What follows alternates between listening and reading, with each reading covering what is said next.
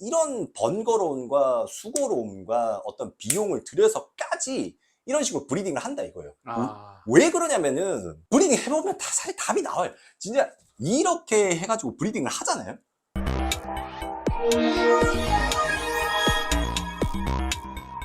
네, 안녕하십니까. 크랩박스입니다. 오늘은 좀 무거운 주제로 여러분들과 좀 의견을 나눠보고 싶어서 영상을 준비를 했고요. 인브리딩 이야기는 사실 예전부터 저희 유튜브 채널에 댓글로도 많이 달렸었고, 지금도 채널이나 뭐 다양한 경로로 많이 물어보세요. 인브리딩을 해도 되나요? 인브리딩을 해야 하나요? 조금 어이없는 이야기를 들었습니다. 인브리딩을 하지 않는 브리더는 브리더가 아니다 라는 이야기를 하더라고요. 근데 이 말은 뭐냐면요, 건강한 동물을 브리딩 하지 않아도 브리더라고 할 수 있다는 말이랑 똑같은 거예요. 우리가 지금 하고 있는 일, 제가 하고 있는 일이 어쨌든 살아있는 생명을 다루는 일이잖아요. 동물을 분양하는 일이고, 우리는 이제 그걸 동물업이라고 하는데, 저는 그런 사람들 동물업을 하면 안 된다고 생각합니다. 동물업을 자기가 한다라고 이야기하는 그런 거에 역겨움을 느껴요. 이게 왜 내가 역겹다라고 하는 이유가 뭐냐면, 결국 이 사람들이 하는 거는 괴물을 만드는 것밖에 안 되는 겁니다. 네, 그 괴물은 뭔지 아시나요? 이 괴물이라는 거는 살면서 죽는 그 순간까지 고통받는 게 괴물입니다. 네, 그런 괴물을 번식하고 브리딩하고 만들면서 그걸 굉장히 막 떳떳하고 대단한 것처럼 이야기하고, 그렇게 번식하지 않는 사람들을 위선자라고 얘기하고, 이런 것들에 진짜 역겨움을 느낍니다. 인브리딩이 안 좋은 이유는 모두가 압니다. 사실 사람도 근친혼을 하던 시절이 있었습니다. 근데 그게 결국에는 지금은 다 금지된 이유가 뭐겠어요? 장애인을 가진 거나 기형을 가진 그런 사람이 나오고, 그런 사람이 살아가면서 고통을 느끼기 때문이잖아요. 동물도 마찬가지고, 조선시대에도 보시면은 뭐 그런 말들이 있잖아요. 사실 뭐 왕족들 중에서 굉장히 좀 이상한 기형들이 많이 나왔다, 뭐 어디 나라 왕족에서는 이상한 사람들이 많이 나왔다, 굉장히 성격 예민하고 뭐 포악했다, 뭐 이런 것들이 다 이제 인브리딩의 영향이라고 보시면 됩니다. 그래서 원래는 이제 이런 것들을 법적으로 정해놓은 나라도 있어요. 뭐냐면 근친계수라고 하는 거예요. 얼마나 이 동물이 근친으로 브리딩이 되었는지를 수치로 표현해서 제한하는 그런 법이 있는 나라도 있고요. 한국 같은 경우에는 이제 사람도 뭐 예를 들어서 굉장히 가까운 시간에는 결혼하는 걸 금지하잖아요. 뭐 다 마찬가지입니다. 그게 좋고 나쁘고 이야기할 필요도 없는 거예요. 무조건 나쁜 거고요.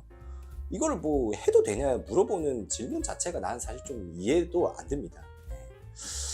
그래서 제가 이번에 고스트 박스라고 하는 이 새로운 모프를 번식을 했을 때도 왜 이렇게 길게 했느냐, 왜 그렇게 기간이 오래 걸렸느냐, 이거에 대해서 너는 브리더로서 능력이 없기 때문에 기간이 오래 걸렸다, 뭐 이렇게 얘기하시는 분들도 있는데, 뭐 귀담아 듣지 않습니다. 귀담아 듣진 않지만, 같은 동물업을 하는 사람이라면은 사실상 그런 긴 과정을 나는 좀 한편으로 서로 리스펙을 해줬으면 좋겠는데, 그저 자기 눈앞에 있는 그 돈 쪼가리 몇 개 가지고 이딴 식으로 이야기를 한다는 거는 나는 사실 좀 이해가 안 됩니다. 그래서 오늘 또 여러분들께 좀 쉽게 설명을 드리려고 제가 이 보드를 준비했는데, 최초의 이제 수컷이 있고 암컷이 있습니다. 우리는 여기를 F1이라고 해요. 이거를 이제 우리가 뭐 한국말로 쉽게 하면 뭐 1세대 정도 표현할 수 있겠죠. 그래서 요렇게 두 마리가 만나가지고 새끼가 이렇게 나왔어요. 뭐 여기도 수컷이 나왔을 거고, 수컷이 나왔을 거고, 더 나오겠죠. 뭐 여기 암컷이 나왔을 거고, 여기 뭐 암컷이 나왔을 거고. 요걸 우리 F2라고 합니다. 뭐가 인브리딩이냐면요, 이렇게 짝짓는 걸 인브리딩이라고 합니다. 이렇게 짝짓는 걸 인브리딩이라고 합니다. 네. 그리고 이렇게 짝짓는 것도 인브리딩이라고 합니다. 자, 이거 같은 경우에는 근진계수로 따지면은 맥이라고 보시면 됩니다. 왜? 같은 배에서 나온 애예요. 같은 배에서.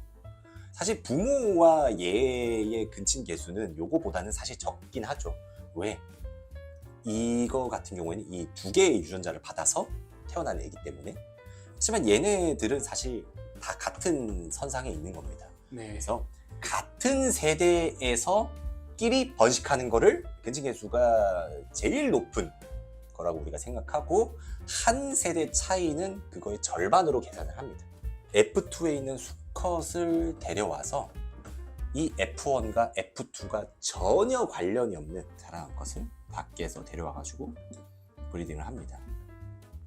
그러면 여기서 또 베이비들이 나오겠죠. 뭐 수컷이 나오고 암컷이 나오고, 얘하고 얘하고는 꽤 많은 격차가 생깁니다. 네. 우리가 이걸 어떻게 표현하냐면은 이 개체가 가지고 있는 유전자 풀이라고 표현을 해요. 보통 유전자 웅덩이라고 표현을 합니다. 왜 웅덩이라고 표현하냐면 웅덩이는 고립되어 있잖아요. 네. 다른 강과 연결되어 있지 않아요. 예, 이 웅덩이 속에 뭐 얼마나 다양한 것들이 들어와 있느냐를 우리가 이야기를 하는 건데, 얘가 가지고 있는 유전자 풀과 얘가 가지고 있는 유전자 풀은 상당히 먼 격차를 가집니다.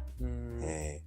그렇기 때문에 우리가 이제 최대한 멀리 있는 것끼리 섞으려고 하는 이유가 이 유전자 풀을 얼마나 다양하게 유지하느냐의 관점에서 생각을 하는 거거든요. 자, 이 유전자 풀이 똑같은 물로 계속 채워지면 결국 이 물 웅덩이는 썩는다는 겁니다.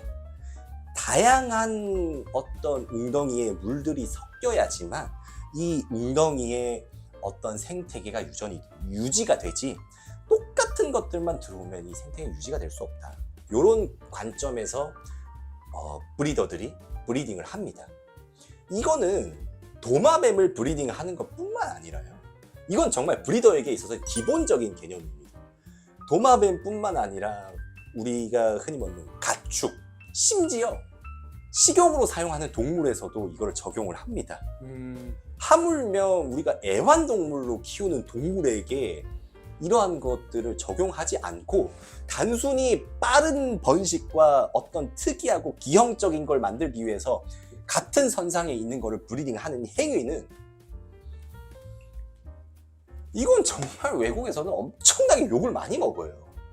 어느 정도 수준이냐면 미국 브리더들은 그렇게 합니다. 예를 들어가지고 내가 아잔틱을 번식하고 싶어요. 그래서 아잔틱을 예를 들어가지고 한 마리를 홍콩에서 수입을 했습니다. 그러면은 나머지 한 마리의 아잔틱은 스페인에서 수입을 해요. 그리고 브리딩을 합니다. 아니면 나는 뭐 어떤 미국에서 샀지만 어떤 유럽에서 사서 두 개를 섞는다든가, 이런 번거로움과 수고로움과 어떤 비용을 들여서까지 이런 식으로 브리딩을 한다 이거예요. 왜 그러냐면은 브리딩 해보면 다 사실 답이 나와요. 진짜 이렇게 해가지고 브리딩을 하잖아요. 일단 개체가 아주 작게 나옵니다. 심지어 이렇게 섞었을 때의 기형이 굉장히 많이 나와요. 정말 많이 나와요. 오히려 뭐 이거까지는 이해한다 이거야. 이거까지 그래 뭐 지금 100번 양보해서 이거까지 이해한다 이거. 근데 이렇게 하는 거는, 이거는 진짜 나는 그냥 기형을 만든다라는 이야기랑 똑같은 거예요. 사실 저는 이게 좀 궁금한데, 네. 신모프 뭐 이런 거 다 좋아해요. 네. 특이한 모프 다 그쵸, 좋은데 그것보다 선행되어야 될 게 동물업자를 하는 그 신념을 자꾸 깨가면서 네. 그게 너무 당당하다는 거죠 사실. 그죠. 네. 아니 그러니까 나는 그러니까 뭐 멍청하면 용감하다라는 말이 있어요. 이런 걸 이런 개념을 모르는 거예요. 이런 개념을 모르니까 용감한 거야. 이런 개념이 있다라는 것조차도 모르는 거야. 그거는 이런 개념이 있다라는 걸 모르는 거는 사실 공부를 안 한 거거든, 그냥. 그러니까 뭐 아무 생각도 없고 뭘 배우겠다라는 마음도 없고, 다른 사람들은 왜 저렇게 하는지에 대해서 관심도 없고, 그러면서 무슨 브리더냐고. 고스트팍스가 지금 4세대에서 번식이 됐습니다. 4세대에서 번식이 됐다라는 의미는 그만큼 다른 피드를 여러 개가 섞여가지고 그게 나온 거예요. 나는 고스트팍스가 F2 수준에서 나온 아이들보다는 훨씬 더 건강하다는 걸 난 증명할 수 있다고. 증명을 할 수밖에 없어요. 왜? F2 수준에서 번식된 고스트박스가 이 세상에 어딘가에 있다고 하면은, 똑같은 뭐 F2 수준에서 번식된 루시스틱이 있다고 하면은, 그 웅덩이는 내가 F4에서 번식한 것보다 훨씬 더 다양성이 부족할 거라고. 다양성이 부족하면은 그건 결국에는 부패하고 썩고 죽는 겁니다. 예. 근데 이거를 나는 F2 수준에서 번식을 했으니까 나는 뭐 빨리 번식을 했고, 브리더는 뭐 빨리 번식해야 되고, 가격이 떨어지기 전에 빨리 치고 나가야 되고, 그런 거 어디 가가지고 저기 뭐 다른 거를 하면 안 되나? 왜 굳이 그딴 생각과 이 썩어빠진 마인드를 가지고 왜 굳이 살아있는 동물을 번식하는 일을 하냐? 나는 정말 이해할 수 없고, 그렇게 하는 거를 굉장히 뭐 똑같은 말이지만은 되게 프라이드라고 생각하고, 그렇게 하지 않는 브리더를 리스펙하지 않고, 괴물을 만들고 기형을 만들고 동물의 고통을 생각하지 않고, 진짜 말 그대로 걔는 진짜 어디 묶어놓고 바늘로 콕콕콕 찔러야 돼. 진짜 역겹습니다. 동물 미물이라서 그런지 막 해도 되냐 이런 질문들도 사실 조금 마음이 아픕니다. 그러니까 당연히 하면 안 되는 건데 해도 되냐라고 물어보시는 것 자체를 되게 부끄러워요. 사실 이 파충류 업계에 이제 그 몸을 담고 있는 사람으로서 그런 질문을 하게끔 만든 이 자체가, 사람한테 근친교배 해도 되냐고 뭐 안 물어볼 거잖아요. 사람처럼 얘네가 뭐 인권을 가진 건 아니지만 최소한 이 브리더라는 사람은 번식을 하면서 좀 같은 선상에 놓고 생각을 해야 되지 않나.